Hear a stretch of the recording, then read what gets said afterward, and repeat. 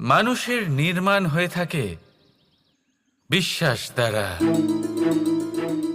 ব্যক্তি তখনই গড়ে ওঠেন যখন ব্যক্তিত্ব থাকে, ঠিক কিনা? আর ব্যক্তিত্ব তখনই হবে আর সেরকমই হবে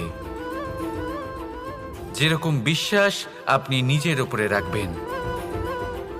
যদি আপনি মনে করেন আপনি বিষের ন্যায় হবেন, তাহলে আপনি বিষাক্তই হবেন। যদি আপনি এটা মনে করেন যে আপনি অমৃতের ন্যায় হবেন, তাহলে আপনি অমরই হয়ে যাবেন। যদি আপনি নিজের উপরে বিশ্বাস রাখেন যে আপনি সংসারের সব থেকে উঁচু পর্বতের শিখরে পৌঁছতে পারবেন, তাহলে আপনি অবশ্যই পৌঁছবেন। যদি আপনার এরকম মনে হয় যে আপনি এরকম কখনো করতে পারবেন না, তাহলে এরকম কখনোই হবে না। ভেবে দেখবেন।